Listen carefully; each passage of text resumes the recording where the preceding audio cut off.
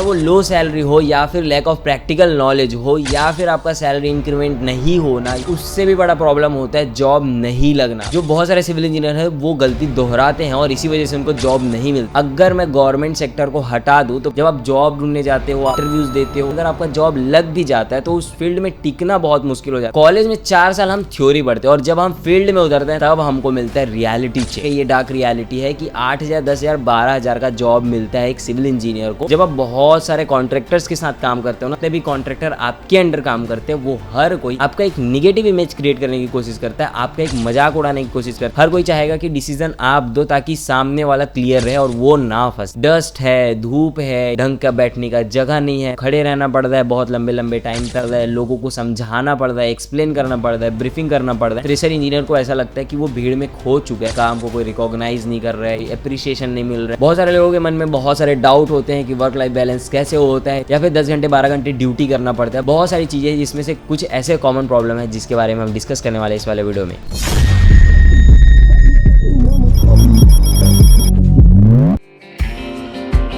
I know अगर आप ये वीडियो क्लिक करके आए हो तो आप एक सिविल इंजीनियर हो, या तो आप डिप्लोमा कर रहे हो या तो आप बीटेक कर रहे हो। अगर आप इंजीनियरिंग कॉलेज में हो या फिर पास आउट हो, जॉब ढूंढ रहे हो प्राइवेट सेक्टर पे या फिर गवर्नमेंट पे, या फिर आप जॉब कर रहे हो, I know as a civil engineer काफी सारी चीजें हैं जिसमें आपको एक अच्छा एक्सपीरियंस तो मिलता है लेकिन आपको पीस ऑफ माइंड नहीं मिल पाता। एज अ सिविल इंजीनियर आज मैं डिस्कस करने वाला हूं बहुत कॉमन 7 प्रॉब्लम जो एक हर सिविल इंजीनियर को फेस करना पड़ता है कभी ना कभी। चाहे वो लो सैलरी हो या फिर लैक ऑफ प्रैक्टिकल नॉलेज हो या फिर आपका सैलरी इंक्रीमेंट नहीं होना या फिर आपका कम्युनिकेशन गैप हो या फिर वर्क लाइफ बैलेंस बिगड़ना हो, काफी सारे ऐसे कॉमन प्रॉब्लम है जो हर एक सिविल इंजीनियर को फेस करना पड़ता है। पहले समझते हैं प्रॉब्लम को, देन उसके बाद फोकस करेंगे उसके सॉल्यूशन पे। अब आई नो कि प्रॉब्लम तो फेस करना पड़ता है और सॉल्यूशन भी मिल जाता है, बट उससे भी बड़ा प्रॉब्लम होता है जॉब नहीं लगना। तो उसके पीछे भी बहुत सारे रीजन है जो बहुत सारे सिविल इंजीनियर है वो गलती दोहराते हैं और इसी वजह से उनको जॉब नहीं मिलता है। वैसे ये सारी चीजें मैं क्यों बता रहा हूँ, चलो फिर वीडियो स्टार्ट करते हैं। वैसे मेरा नाम है आशीष और आप लोग के लिए ऐसे सिविल से रिलेटेड वीडियोस बनाते रहता हूँ। अपने एक्सपीरियंस के बेसिस में आप लोग को थोड़ा बहुत गाइड करने की कोशिश करता हूँ, आप लोगों के साथ अपना एक्सपीरियंस, अपना अंडरस्टैंडिंग शेयर करने की कोशिश करता हूँ ताकि हम और आप सब मिलके एक साथ ग्रो कर सके। चलो फिर वीडियो को स्टार्ट करते हैं। फटाफट से वीडियो को लाइक कर दो, चैनल को सब्सक्राइब कर दो, क्योंकि मैं भी एक सिविल इंजीनियर हूँ और आप लोगों के साथ एक कम्युनिटी बनाने की कोशिश कर रहा हूँ। जितने भी सिविल इंजीनियर है मेक श्योर करना कॉमेंट जरूर से कर देना।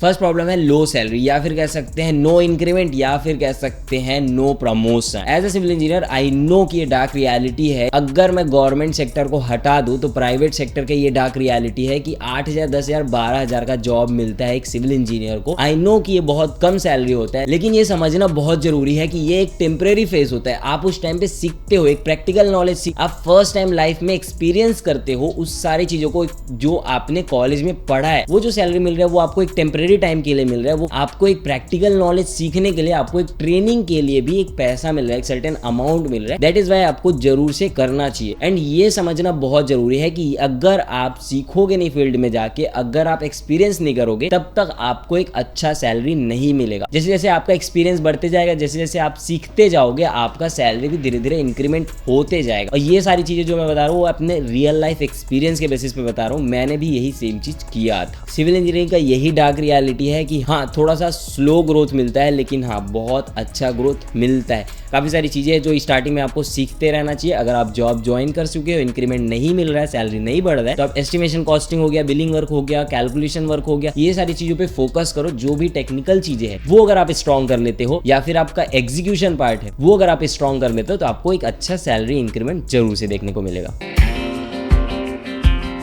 The most common problem, lack of practical knowledge. College में 4 साल हम थ्योरी पढ़ते हैं और जब हम फील्ड में उतरते हैं तब हमको मिलता है रियलिटी चेक। आई नो जब हम बीटेक करते हैं 4 साल हम थ्योरेटिकल चीजों पे ज्यादा फोकस करते हैं, प्रैक्टिकल चीजों को थोड़ा अवॉइड ही करते रहते हैं और ये सबसे बड़ा गलती होता है। अब इसका ना बहुत ज्यादा इंपैक्ट पड़ता है जब आप जॉब ढूंढने जाते हो, आप इंटरव्यूज देते हो, या फिर अगर आपका जॉब लग भी जाता है तो उस फील्ड में टिकना बहुत मुश्किल हो जाता है अगर आपके पास एक प्रैक्टिकल नॉलेज का लैक है तब। और यही एक बहुत बड़ा रीजन होता है सैलरी कम होने का। अब इसका सॉल्यूशन क्या है? इसका सॉल्यूशन बहुत आसान है। अगर आपके पास प्रैक्टिकल नॉलेज नहीं है तो कोई बात नहीं, आप लो सैलरी पे जॉब ज्वाइन करो और एक प्रैक्टिकल नॉलेज वहां से सीखो। उसके साथ साथ भी बहुत सारे ऑप्शन है। आप अपने सीनियर का हेल्प ले सकते हो, उनके गाइडेंस से सीख सकते हो। उसके साथ साथ आपने जो भी अपने 4 साल बीटेक में किया है उससे रिलेटेड प्रैक्टिकल नॉलेज इंटरनेट में आपको ईजिली अवेलेबल मिल जाता है। सारी चीज़ों से रिलेटेड आपको प्रैक्टिकल नॉलेज, वहाँ से आप चीज़ सीख सकते हो। मिक्स प्रोपोर्शन क्या होता है, शटरिंग कैसा लगता है, साइट मेजरमेंट कैसे लिया जाता है, लेआउट कैसे किया जाता है, बहुत सारी चीज़ें जिसमें प्रैक्टिकल नॉलेज नहीं रहना बहुत बड़ा प्रॉब्लम क्रिएट करता है। एक और चीज़ है, ऑब्जर्व करना सीखो, अपना डायरी मेंटेन करो, उसमें आप एक एक चीज़ों को ऑब्जर्व करके उसका रिपोर्ट आप खुद से बना के उसको अपने लिए, अपने अंडरस्टैंडिंग के लिए एक अंदाजी वैल्यू सेट करते जाओ। और उसके साथ साथ एक चीज़ है जो जरूर करना, जरूर करना, वो ये है कि स्किल आप यूट्यूब से हो या फिर पेड हो, कहीं से भी हो, आप धीरे धीरे करके सीखते रहो। उससे आपको बहुत जल्दी ग्रोथ मिलेगा और बहुत जल्दी इंक्रीमेंट भी मिलेगा।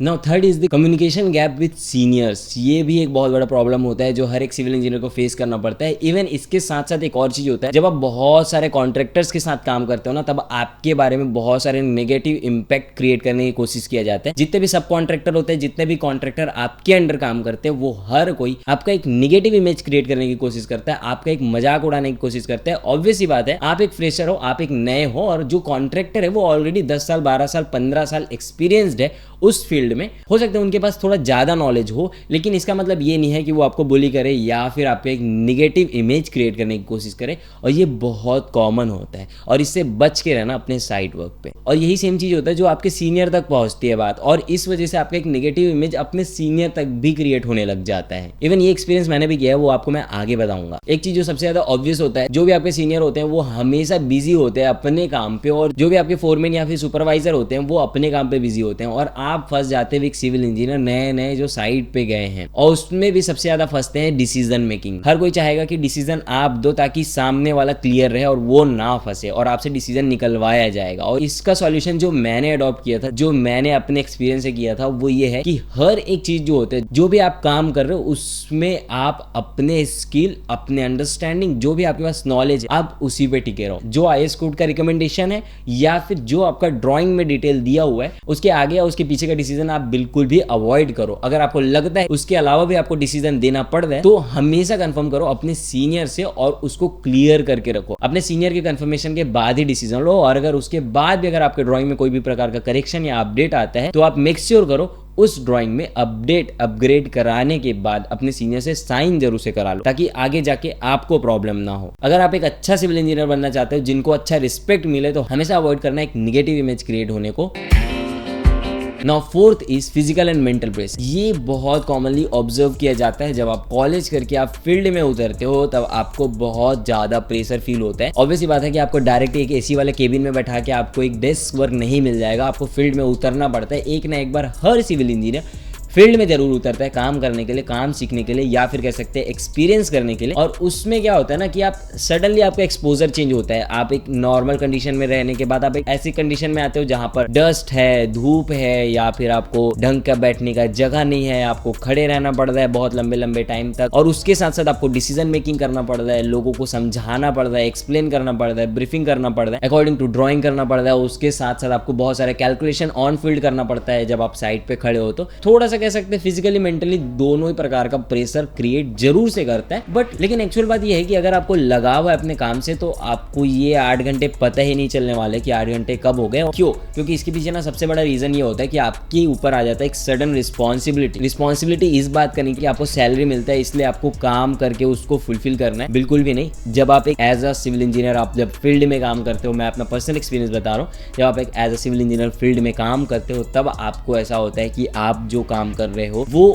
उससे एक आपको इमेज मिलेगा, उससे आपको लाइफ टाइम उसमें आपका एक इन्वॉल्वमेंट फिक्स रहेगा, लाइफ टाइम आपका नाम उसमें फिक्स रहेगा कि आपने वो काम कराया है, आप उसमें अच्छा एक एक्सपीरियंस गेन कर रहे हो। उसके साथ साथ आप उसमें सबसे इंपॉर्टेंट चीज़ ये है कि वो आप इमोशनली कनेक्ट करते हो हर एक कंस्ट्रक्शन फील्ड में। क्योंकि जो कंस्ट्रक्शन का काम होता है ना, वो 1 2 दिन 4 दिन 1 हफ्ते का नहीं होता है, वो ओवर द टाइम वो 1 ईयर 2 ईयर 3 ईयर तक चलता है कंस्ट्रक्शन का काम। और उसमें आप जब इन्वॉल्व रहते हो ना, तब आपको खुद पे एक रिस्पॉन्सिबिलिटी फील होता है। क्योंकि कंस्ट्रक्शन का काम जो होता है ना, वो बहुत हाई अमाउंट होता है, उसमें बहुत ज़्यादा पैसा लगा हुआ होता है, और जहाँ पर बात पैसे की आती है वहाँ पर आपको एक रिस्पॉन्सिबिलिटी फील होना चालू हो जाता है। इसमें इतने सारे लोग हैं जो इसमें इन्वॉल्व हैं, जो काम कर रहे हैं, और अगर आप भी उसके पार्ट हो, रिस्पॉन्सिबिलिटी आना बहुत कॉमन बात है। उसके साथ साथ अगर आप अच्छे से काम करोगे तो आपको प्राउड जरूर फील होगा। इसीलिए अपना 110% जरूर देना अगर आप फील्ड पे काम कर रहे हो तो।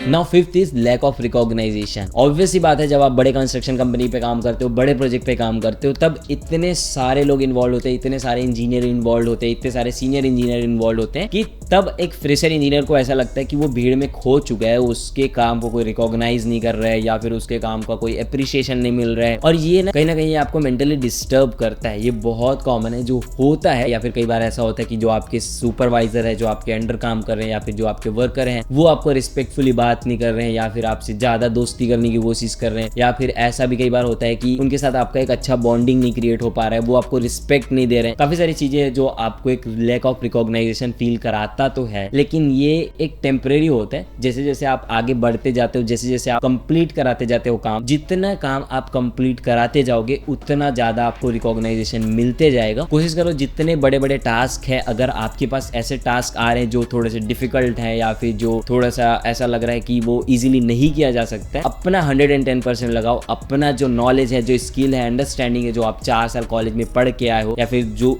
पीरियड ऑफ टाइम आपने एक्सपीरियंस गेन किया है, उसको लगा के उस टास्क को कंप्लीट करो। अपने प्रोजेक्ट मैनेजर को, अपने सीनियर को, सबको इंप्रेस करने की कोशिश करो और उससे आपको एक अलग सेटिस्फेक्शन मिलेगा, अलग मोटिवेशन मिलेगा। ये मेरा पर्सनल एक्सपीरियंस है। मे भी हो सकता है कि मेरे सीनियर भी अगर ये वीडियो देख रहे हों, या फिर जिनके साथ मैं काम किया हूँ वो भी अगर वीडियो देख रहे होंगे, फिर वो लोग भी रिकॉग्नाइज नहीं कर रहे होंगे, तो कोई बात नहीं। मुझे पता है कि मैंने कितना किया और वो मेरे लिए बहुत इंपॉर्टेंट था, और उस काम को लेकर मैं बहुत ज़्यादा इमोशनली भी कनेक्टेड हूँ, और वो मेरे लिए बेस्ट था, जिससे मैंने बहुत सारी चीज़ें सीखा है। बाय द वे, वीडियो में आगे बढ़ते हैं उससे पहले अगर आपको वीडियो अच्छा लग रहा होगा तो मेक श्योर करो वीडियो को लाइक कर दो, चैनल को सब्सक्राइब कर दो अगर नहीं किए हो तो। एंड मोस्ट इंपॉर्टेंट थिंग कि चैनल पे आपको बहुत सारे सिविल से रिलेटेड वीडियोस देखने को मिल जाएगा। मेरा पर्सनल एक्सपीरियंस, मैंने जब ज्वाइन किया था तब का भी वीडियो है, इवन मेरा एक सैलरी कितना था, मेरा सैलरी इंक्रीमेंट कैसे हुआ था, या फिर कौन कौन से बेसिक या फिर कौन कौन से एडवांस स्किल है जो मुझे आता है, उससे रिलेटेड भी मैंने काफी सारे वीडियोस बनाए हैं, वो आप चैनल पे देख सकते हो। The next is the most common and most practical problem जो हर एक civil engineer as a fresher वो जॉब कर रहा होता है तो जरूर आता है, वो है नो क्लियर करियर पाथ। जब आप काम करते रहते हो ना 9 to 5, उस काम पे इतने स्टक हो जाते हो ना, बहुत बार ये बहुत कॉमन चीज, आई नो आप में से भी काफी सारे लोग हैं जो ये चीज फेस करते होंगे कि स्टक हो जाना, कि यार लाइफ में कोई ग्रोथ नहीं दिख रहा है, कि इसके बाद मैं क्या करूंगा, ये 9 to 5 जॉब ही करते रह जाऊंगा क्या, या फिर फील्ड में धूल खाते रह जाऊंगा क्या, या फिर ये सारी चीजें, इससे आगे कब बढ़ूंगा, या आगे बढ़ूंगा तो कैसे बढ़ूंगा, क्या क्या चीजें जो आपको आगे ले जा सकता है। स्ट्रक्चरल हो गया, प्लानिंग हो गया, साइट एग्जीक्यूशन हो गया, बिलिंग हो गया, एस्टिमेशन हो गया, ऐसे काफी सारे फील्ड है, काफी सारे ऑप्शन है जिसको आप धीरे धीरे सीख के उस पे आप आगे बढ़ सकते हो। आप कभी भी स्टक नहीं होते। एक फ्रस्ट्रेशन हो जाता है लाइफ में कि हाँ मैं स्टक हो चुका हूँ, ऐसा लगता जरूर है, बट आप स्टक नहीं होते, आप एक्सपीरियंस गेन कर रहे हो, आप काफी सारी चीजें नए नए सीख रहे हो। बट उसके साथ साथ मैंने पहले भी आपको बताया कि उसके साथ साथ आप बहुत सारी चीजें जो आप सीखते रहो, आगे बढ़ते रहो। बाय द वे, मैं अपना बताता हूँ कि मैं जब जॉब कर रहा था उसके बाद मैं on field as a billing engineer job करने के बाद मैंने उसके बाद वर्क फ्रॉम होम किया as a billing engineer, site execution भी हैंडल करता था। उसके बाद ये सेम चीज की वजह से मैं मास्टर्स कर रहा हूँ, अपना जॉब क्विट करके अब स्ट्रक्चरल इंजीनियरिंग कर रहा हूँ। अब ये मैं क्यों कर रहा हूँ वो आपको डिटेल वीडियो चैनल पे देखने को मिल जाएगा, या फिर जॉब क्यों छोड़ा वो भी डिटेल में आपको देखने को मिल जाएगा। Now the final 7th problem, ये कनेक्टेड है लास्ट वाले प्रॉब्लम से, क्विटिंग टू अर्ली। जब आप एक्सपीरियंस कर रहे हो, जब आप एक अच्छे पोजीशन में पहुंच चुके हो, तब आप डिमोटिवेट करके छोड़ देना, ये सही डिसीजन बिल्कुल भी नहीं है। एज अ सिविल इंजीनियर मैं अपना पर्सनल एक्सपीरियंस बता रहा हूँ कि जब आप काम कर रहे हो इतने एफर्ट लगा के, इतने मेहनत से, तब आपको क्विट करना एक ऑप्शन नहीं होता है, या फिर फील्ड चेंज करना ऑप्शन नहीं होता है। मे भी हो सकता है कि आप स्विच कर सकते हो। अगर आपको साइट वर्क नहीं पसंद आ रहा है तो आप एस्टिमेशन कॉस्टिंग पे जा सकते हो, या फिर आप डिजाइनिंग पे जा सकते हो, स्ट्रक्चरल प्लानिंग पे जा सकते हो, स्ट्रक्चरल डिजाइनिंग में जा सकते हो, और ये सारी चीजें डेस्क वर्क में आता है। इवन आप डिजाइनिंग फील्ड पे भी जा सकते हो। अगर इससे भी ऊपर जाना है तो आप बिलिंग इंजीनियरिंग कर सकते हो, उसमें आपको एक अच्छा एक्सपोजर भी मिलेगा, अच्छा सैलरी भी मिलेगा, अच्छा इंक्रीमेंट, अच्छा वैल्यू, सारी चीजें आपको जरूर से मिलेगा। बट क्विट कर देना is not a solution. All the best for your career. काफी सारी चीजें जो मैंने आपको बताने की कोशिश किया, आई होप कि आपको क्लियरली समझ आया होगा। मे भी हो सकता है वीडियो लंबा हो चुका होगा, बट काफी टाइम बाद में ये वीडियो बना रहा हूँ, और बहुत टाइम से मैं सोच रहा था कि ये सारी चीजें आप लोग के साथ शेयर करूँ। इसके अलावा भी काफी सारी एक्सपीरियंस है जो मैं आप लोग के साथ शेयर करना चाहता हूँ आगे धीरे धीरे करके। By the way, time manage करना थोड़ा मुश्किल हो जाता है कॉलेज के साथ साथ यूट्यूब कंटेंट क्रिएशन को भी, बट मैं चाहता हूँ कि आप लोगों के साथ मैं एक कम्युनिटी बनाऊँ, आप लोगों के साथ सारे सिविल इंजीनियर के साथ मिलके एक अलग बड़ा एक फैमिली बनाऊँ। तो इसी बात पे मेक श्योर करना वीडियो को लाइक, चैनल को सब्सक्राइब जरूर से कर देना। और उसके साथ साथ आपका जो भी कॉलेज ग्रुप है या फिर आपके जो भी फ्रेंड सर्कल है उसमें शेयर जरूर कर देना। बस इतना ही था इस वाला वीडियो के लिए। आई होप कि आपको वीडियो पसंद आया होगा। अगर नहीं पसंद आया तो डिसलाइक कर देना, पसंद आया तो लाइक कर देना। मिलते हैं नेक्स्ट वीडियो में, तब तक के लिए बाय बाय।